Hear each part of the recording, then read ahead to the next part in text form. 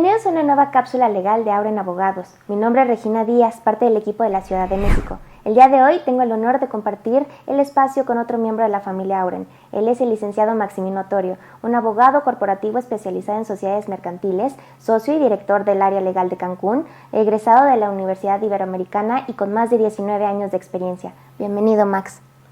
¿Qué tal, Regina? ¿Cómo estás? Muchas gracias. Gracias.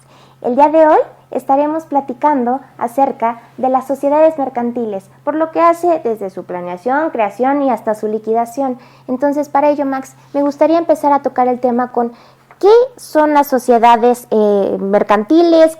¿Qué tipos de sociedades hay? Si nos puedes platicar un poco de eso. Claro que sí, Regina. Mira, las sociedades son sociedades de personas y sociedades de capitales. Las sociedades de personas son la asociación civil y la sociedad civil, la asociación civil y la sociedad civil. Estas están reguladas por la legislación civil, por los códigos civiles. La asociación civil primordialmente se utiliza para recibir donativos, para algunos clubes deportivos o, en algunos casos, como en Quintana Roo, para ser administradoras de condominios. Hay, por ejemplo, un caso que sucedió en Quintana Roo hace algunos años, es que, bueno, había una figura fiscal que se llamaba PNC. Entonces, esta figura fiscal, pues era una figura fiscal que no tenía personalidad jurídica, pero así la tomaron en el SAT nacional y a final de cuentas también los bancos permitían abrir cuentas con esta figura fiscal. ¿Qué es propiedad en condominio? Propiedad en condominio, así es, lo cual era completamente incorrecto porque no tenía personalidad jurídica. Entonces hace 3 años más o menos se dotó de personalidad jurídica a los regímenes de condominio y entonces lo que hacían ellos era constituir una asociación civil para que pudieran administrar los condominios, ¿no? Claro. Es un tema aparte. Sí. Entonces, continuando con las sociedades civiles, igual, las sociedades civiles sí, en efecto, tienen un fin de lucro, pero no pueden implicar una especulación comercial. Hay alguna situación con las sociedades civiles que los socios responden con hasta el monto de su aportación, sin embargo, los socios administradores responden de manera subsidiaria y solidaria, limitadamente con su patrimonio. Entonces hay que tener mucho cuidado si son socios administradores de la sociedad civil. Y del tema de las sociedades mercantiles, bueno, las sociedades mercantiles, hay 7 sociedades reguladas por la legislación mercantil, que es la legislación mercantiles, que es la sociedad anónima simplificada, la sociedad responsable limitada, la sociedad en comandita simple, la sociedad en comandita por acciones, la sociedad en nombre colectivo y por último la sociedad cooperativa. También se regulan ahí las sociedades extranjeras que, bueno, que para que puedan ejercer el comercio en México necesitan estar inscritos en el Registro Público de Comercio. Claro. Y ahora, ¿qué diferencia, digamos, la diferencia esencial entre las sociedades mercantiles y las civiles sería la especulación económica? Sí, las sociedades civiles se diferencian de las mercantiles porque son sociedades de personas. Las otras son sociedades de capitales. Y las sociedades civiles o las asociaciones civiles sí pueden tener un fin de lucro, pero no una especulación comercial. Las asociaciones civiles no. Y las sociedades mercantiles, bueno, pues a final de cuentas son sociedades de capitales. Claro. Ahora, entrando un poco más en las sociedades mercantiles, que es el tema que de full vamos a entrar, ¿qué diferencia habría o cuál es la ventaja principal entre una sociedad de responsabilidad limitada y una SA? Porque, digamos, son las más comunes que solemos ver. Claro. Sí, mira, antes hace, ¿qué será? Unos 4 o 5 años antes de la reforma de la ley de sociedades mercantiles, de las muchas reformas que había habido, sí había más ventajas en la sociedad de responsabilidad limitada porque se podían pactar en los estatutos ciertas restricciones al ingreso de accionistas, etcétera. Pero ahora, con las reformas, la sociedad anónima ya tiene esas posibilidades. Entonces, la sociedad de responsabilidad limitada funciona más como empresas familiares. Te permite hasta un máximo de 50 socios y te pide un mínimo de capital de 5,000 pesos. Las anónimas no tienes un límite de capital mínimo y tampoco tienes un límite de accionistas, ¿no? O socios. Pero ahora, ¿una sociedad puede llegar a tener solo un accionista? Sí, esas son las sociedades anónimas simplificadas. Esas apenas fue hace igual 4 o 5 años cuando se estableció dentro de la Ley General de Sociedades Mercantiles, pero tienen cierta limitación. Estas sociedades, como bien dices, pueden ser unipersonales, tienen un solo accionista, sin embargo, no pueden recibir ingresos por más de 5 millones de pesos al año y tienen una particularidad que no requieren de notario público para su constitución. Se hace directamente en el sistema de sociedades de la Secretaría de Economía. Que ahí hay unos temas ahí que están en la discusión porque, bueno, a final de cuentas, los poderes que tiene el administrador de esa sociedad, pues se otorgan conforme al Código Civil. Y el Código Civil señala que cierto tipo de poderes deben ser otorgados ante notario. Entonces ahí hay un tema un poquito complejo. ¿Y por qué requerirle a unos algo y a otros otra cosa? Sí, es un tema complejo, a discusión. No hay tantas sociedades por acciones simplificadas. Si tú fijas en el registro de comercio, no hay tantas. Sí las hay, por supuesto, y están funcionando. Sin embargo, es algo complejo, ¿no? ¿Y normalmente hacia qué están enfocadas estas sociedades? Son pequeños negocios. Muy pequeños negocios, como te comentaba, pueden recibir hasta un ingreso máximo de 5 millones de pesos. Claro. Y ahora, empecemos con lo bueno. ¿Qué requisitos o qué necesitamos para constituir una sociedad? Bueno, ese tema es importante, ¿no? Los requisitos están establecidos en la ley, son muy simples, son accionistas, quiénes son los accionistas, qué capital vas a tener, etcétera. Aquí lo que sucede es que en la mayoría de las sociedades van y se constituyen ante notario, pero no se consulta un abogado corporativo para su constitución. Entonces el notario tiene un formato preestablecido, donde te pide quiénes van a ser los accionistas, qué capital va a tener, qué valor le vas a dar al capital, cuál va a ser su órgano de administración, cuáles van a ser las facultades de apoderados, etcétera, etcétera. Pero son sociedades de formato. Entonces lo que nosotros hacemos en Auren es primero tener una reunión con los accionistas, los que van a ser los accionistas, y que nos expliquen cuál es el negocio que van a emprender. Sí. Entonces, lo más importante es saber qué negocio emprender para poder recomendar qué tipo de sociedad esa puede constituir, ¿no? Puede incluir, sí, que no comenté hace unos momentos, de la sociedad anónima promotora de inversión o la sociedad bursátil, que estas están reguladas dentro de la Ley de Sociedades Mercantiles, pero también la Ley de Mercado de Valores, ¿no? Con ciertas aristas que son temas especiales que se tratarían en algún tema más adelante. Pero entonces, aquí el tema es que nosotros asesoramos en, ¿qué sociedad te conviene? Esta sociedad. Perfecto. ¿Qué estatutos requieres? Porque los estatutos que te va a dar el notario de formato son estatutos muy básicos. Genéricos, sí. Entonces, aprovechando las reformas en los últimos años de la Ley de Sociedades Mercantiles, primero de que ya puedes tener acciones con diferentes valores corporativos, no valores, sino con diferentes votos corporativos, restringir que en algunas asambleas deben de votar algunos accionistas para que sean válidas, determinado número, etcétera. Puedo meter cláusulas como el drag alone, el tag alone. El drag alone es el derecho de acarreo y que se refiere a que los accionistas mayoritarios pueden obligar a los minoritarios a vender cuando ellos quieren vender. Y el otro derecho, que es el de acompañamiento, es que los minoritarios tienen el derecho a vender sus propias acciones en la misma transacción de cuando vendan los mayoritarios, ¿no? Claro. Y un tema importantísimo, ¿no?, que surgió el año pasado con la última modificación que se ha dado, que resultó de la pandemia, el tema de las acciones las asambleas por medios electrónicos. ¿Es posible eso? Sí, ya es posible a partir del año pasado. Obviamente te pide la fracción 14 del artículo 6 de la Ley de Sociedades Mercantiles, te da de forma general cómo debes de establecer esas cláusulas. Ahora bien, si tú no tienes en tus estatutos esa posibilidad, no lo puedes hacer. Entonces, la persona que quiera, la sociedad que quiera, persona o sociedad que quiera establecer eso, que quiera realizar sus asambleas por medios electrónicos, ópticos o cualquier tema electrónico, necesita modificar sus estatutos. ¿Para qué? Para que puedan ellos señalar que se permiten ese tipo de asambleas, pueden ser mixtas, pueden ser todas de forma virtual, y ahí hay una disposición dentro de la propia ley que te dice que las asambleas celebradas fuera del domicilio social son nulas. En este caso, el hechas de forma virtual no se consideran nulas, ya lo establece la ley claramente. Pero se deben establecer los mecanismos. ¿Cómo vas a acreditar que la persona que está en la pantalla es la misma persona? Sí. Debes de acreditar también cómo se van a firmar las actas. Las actas deben de firmarse, yo pienso, con una firma electrónica. Claro. En fin, hay muchos mecanismos que se tienen que establecer dentro de los estatutos.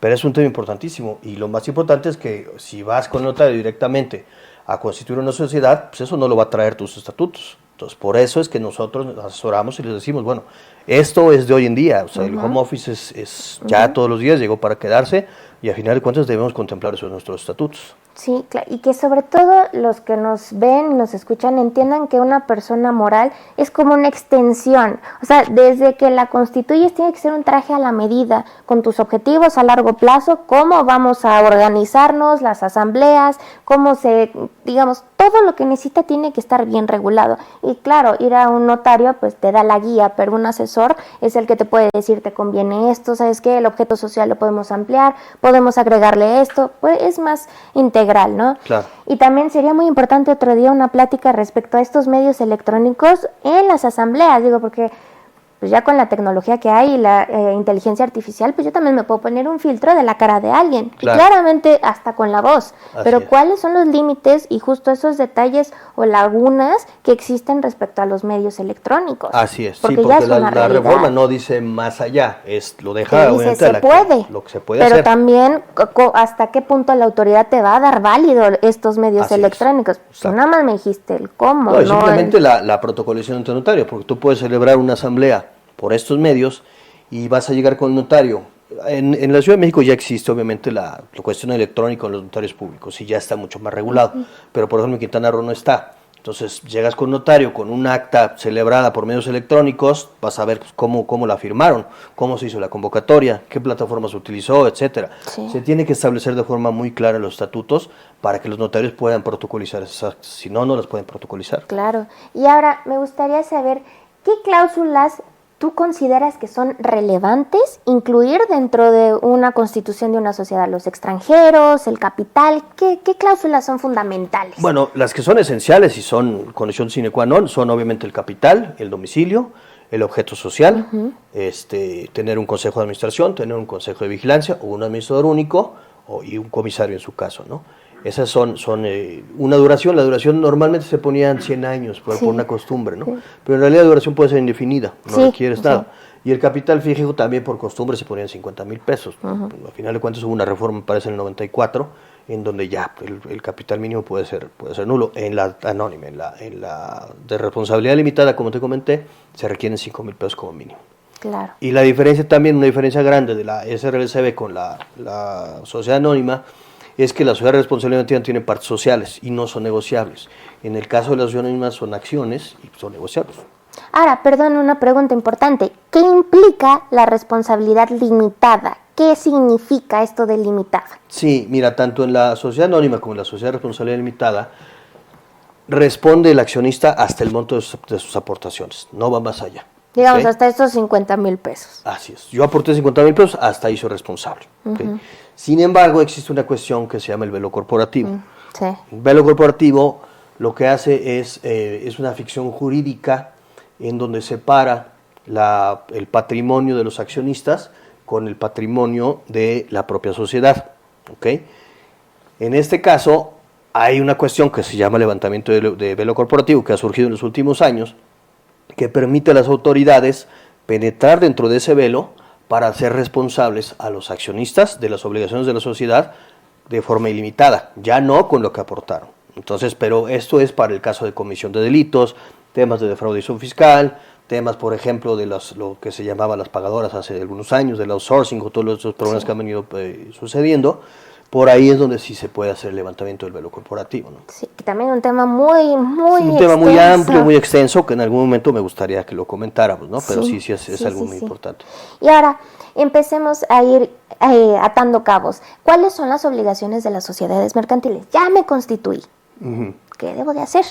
Mira, las principales obligaciones corporativas son tener libros de accionistas, que son los libros de apariciones de capital, libros de registro de accionistas, libros de actas de asamblea.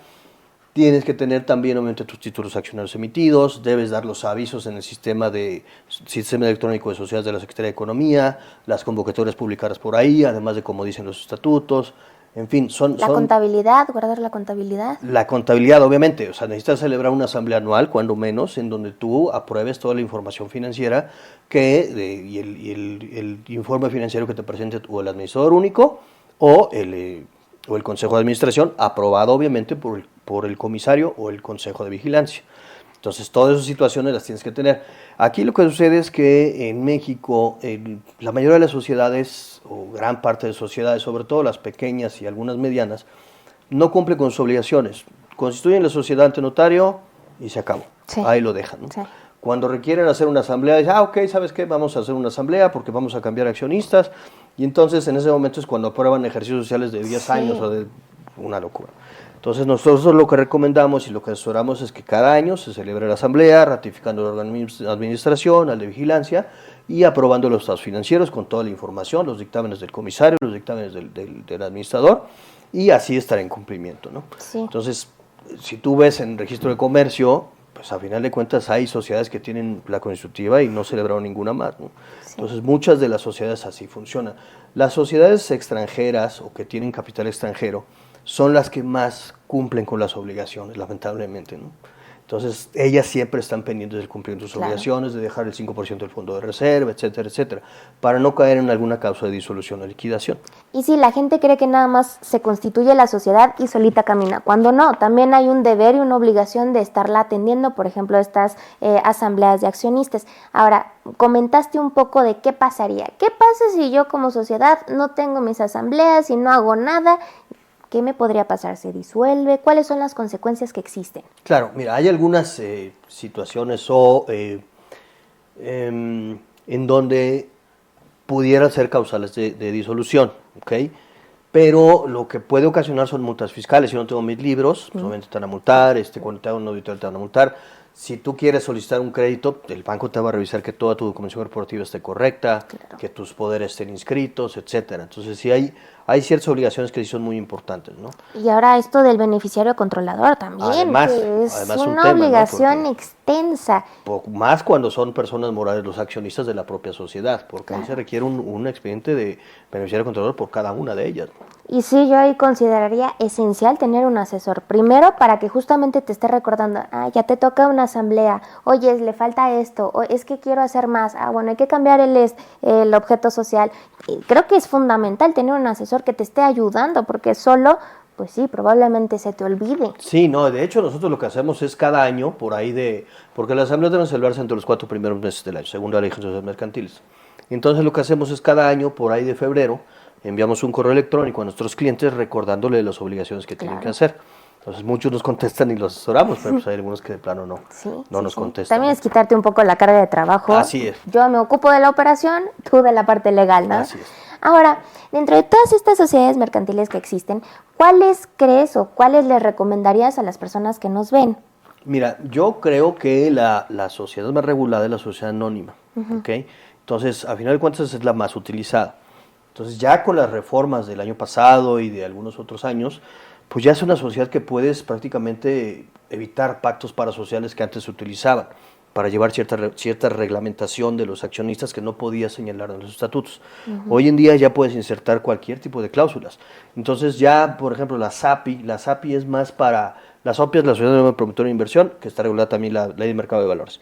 Pero esta sociedad yo creo que ya no funciona tanto porque la sociedad anónima te permite tener diferentes tipos de acciones, bastantes restricciones para la venta de acciones, etcétera, etcétera. Y la SAPI es más para tema de capitales de riesgo. O sea, si tú vas a levantar capital de riesgo, pues por ahí es donde se empiezan. Si te fijas, algunas de las empresas unicornios son SAPIs. Sí. Entonces, por ahí es donde están funcionando más. Pero una sociedad de un negocio pequeño, un negocio mediano, yo considero que la sociedad anónima es la correcta y la adecuada. Claro, y ahora ya hemos hablado acerca de la creación y cómo funciona. Empecemos a hablar un poco de la disolución o liquidación. ¿Es costoso? ¿Cómo funciona? Sí, mira, sí es costoso, es bastante costoso, se ha vuelto muy costoso. ¿Por qué? Porque se deben de celebrar asambleas, se deben de protocolizar, se celebra una asamblea donde se acepta la disolución, se nombra un liquidador, entonces después viene la liquidación de la sociedad. Dentro de estos trámites, dentro de estos tiempos pues de las protocolizaciones, hay que hacer diversos trámites fiscales. Entonces al final se tiene que cancelar el registro fiscal.